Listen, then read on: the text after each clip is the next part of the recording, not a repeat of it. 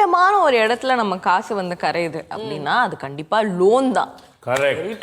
Loan எல்லாருமே கண்டிப்பா வாங்கிட்டு தான் இருக்கிறோம். மேக்சிமம் லோன் வாங்கிட்டு தான் இருக்கிறோம். ஆனா இந்த லோன் இவ்வளவு நேரம் நம்ம என்னென்னவோ பேசிட்டோம். ஆனா லோன் பத்தி பேசுறதுன்னா ப்ராப்பரா ஒரு ஃபினான்ஷியல் எக்ஸ்பர்ட் பேசினாதான் கரெக்டா இருக்கும். அதுல நம்மளுக்கு ஏகப்பட்ட சந்தேகங்கள் இருக்கும். எனக்கு இருக்குனே. உங்களுக்கு இருக்கா? எனக்கு பெரிய பிரச்சனையா இருக்கா? பேசிடலாமா? ஆமா. சோ நம்ம கூட பேசுறதுக்காக திரு வா நாகப்பன் ஃபினான்ஷியல் எக்ஸ்பர்ட் லைன்ல இருக்கிறாரு. சார் வணக்கம். சார் வணக்கம் சங்கர். எப்படி இருக்கீங்க? நல்லா இருக்கேன். நீங்க எப்படி இருக்கீங்க? நல்லா இருக்கோம். நாங்க வருத்தப்படாத சங்கத்துல இருந்து கூப்பிட்டுருக்கிறோம். எங்களுக்கு நிறைய டவுட்ஸ் இருக்கு. அதை நீங்க ஒன்னொன்னா கிளியர் பண்ணணும் சார். எனக்கு தெரிஞ்ச வரைக்கும் சொல்றேன், கேளுங்க. கண்டிப்பா sir. First doubt sir. Sir வணக்கம் சார். நான் நிக்கி பேசுறேன்.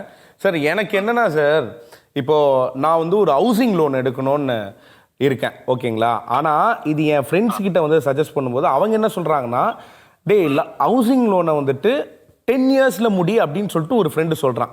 15 இயர்ஸில் முடி அப்படின்னு சொல்லிட்டு இன்னொரு ஃப்ரெண்டு சொல்கிறான். இல்லைடா நீ பொறுமையாகவே முடிடா, 25 இயர்ஸ் எடுத்துக்கோடா அப்படின்னு சொல்லிட்டு இன்னொரு ஃப்ரெண்டும் சொல்கிறான். எவ்வளோ வருஷத்தில் வந்துட்டு ஹவுசிங் லோனை கம்ப்ளீட் பண்ணால் கரெக்டாக இருக்கும்? ஹவுசிங் லோன் இல்ல, எந்த லோனா இருந்தாலுமே வந்து எவ்வளவுக்கு எவ்வளவு விரைவா அதை நம்ம திருப்பி கிடைக்கிறோமோ அது வரைக்கும் நமக்கு வட்டி மிச்சம்.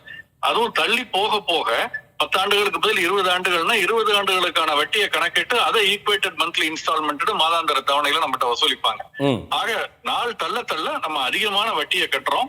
அதற்கேற்ப நம்முடைய வருவாய் குறையும். சோ அதனால வந்து எவ்வளவு சீக்கிரம் முடிக்கிறோமோ அவ்வளவு சீக்கிரம் நல்லது. எந்த கடனா இருந்தாலும் வீட்டு கடன்ல கொஞ்சம் லீனியண்டா இருக்கலாங்கிறத தவிர பெரிய வித்தியாசம் இல்லை. ஏன்னா வீட்டு கடன் மீதான வட்டி கொஞ்சம் குறைவு, தனிநபர் கடனை விட வாகன கடனை விட வட்டி கொஞ்சம் குறைவு, அவ்வளவுதான்.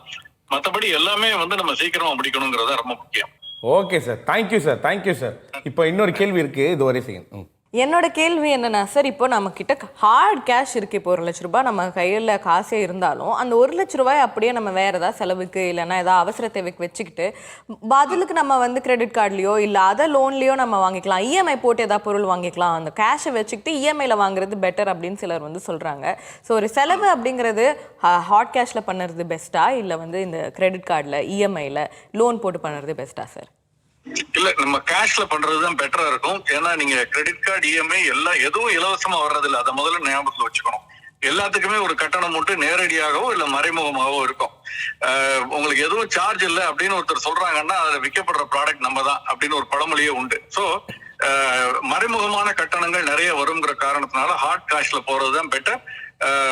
கிரெடிட் கார்டு மூலமாகவோ மற்றதுல வாங்குறப்ப நம்ம வந்து ஒருவேளை கட்ட தவறிட்டோம்னு வச்சுக்கோங்க, ஒருவேளை அதுக்கு வட்டி மீது பெனால்டி இப்படி அது ஆட் ஆகிட்டே போகும். ஸோ முடிஞ்ச வரைக்கும் அதை தவிர்க்கிறது தான் நல்லது.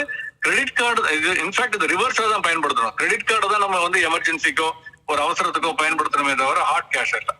Okay sir, thank you sir. வணக்கம் சார், நான் பிரீத்தி பேசுகிறேன். எனக்கு தான் சார் ரொம்ப முக்கியமாகவே உங்கள் அட்வைஸ் தேவைப்படுது. நான் ரீசெண்டாக லோன் வேணும் அப்படின்னு கேட்டபோது உங்களோட சிபில் ஸ்கோர் வந்து கம்மியாக இருக்குது, எடுக்க முடியாது அப்படின்னு சொல்லிட்டாங்க. ஸோ சிபில் ஸ்கோரை எப்படி ஏற்றுறது, அதை எப்படி சரி செய்கிறது?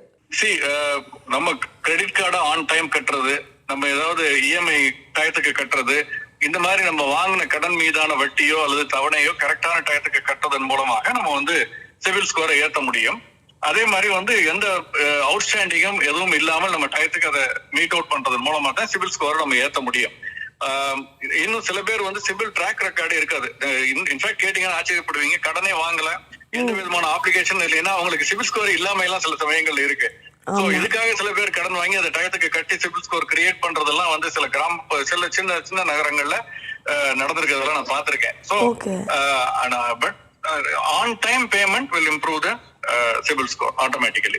Okay sir, thank you so much sir. Sir வணக்கம், நான் சங்கர் பேசுறேன். இப்போ எங்க வீட்டுல இல்ல என் ஃப்ரெண்டு வீட்டுல எல்லாம் தங்கம் வாங்கணும் அப்படின்னா அது இன்வெஸ்ட்மெண்ட் அப்படின்னு சொல்றாங்க. எனக்கு தெரிஞ்ச இன்னொருத்தர் வீட்டுல எதுக்கு இப்போ இந்த செலவு, இவ்வளவு செலவு பண்ணி வாங்கி ஆடம்பரமா தங்கம் வாங்கி வெளியிலயும் போறதில்ல, வீட்டுல தான் வைக்கிறோம் அப்படின்னு சொல்றாங்க.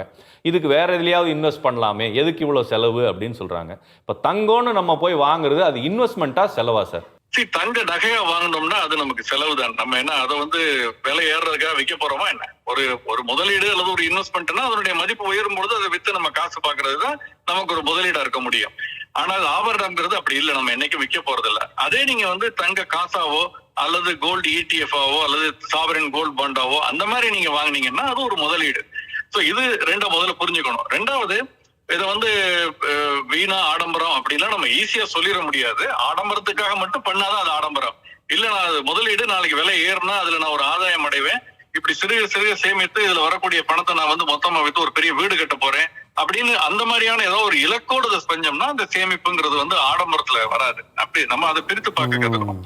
Thank you so much sir. இவ்வளோ நேரம் எங்கள் ஷோவில் கலந்துக்கிட்டு நிறைய விஷயங்கள் எங்களுக்கு டிப்ஸ் கொடுத்துருக்கீங்க. Thank you sir. Thank you sir. நன்றி நன்றி. நிறைய விஷயம் ரொம்ப தெளிவா நம்மளோட ஃபினான்ஷியல் கேள்விகளுக்கு, லோன் சம்பந்தப்பட்ட சந்தேகங்களுக்கு திரு வா. நாகப்பன் ஃபினான்ஷியல் எக்ஸ்பர்ட் ரொம்ப தெளிவா சொல்லியிருக்காரு. Thank you so much sir.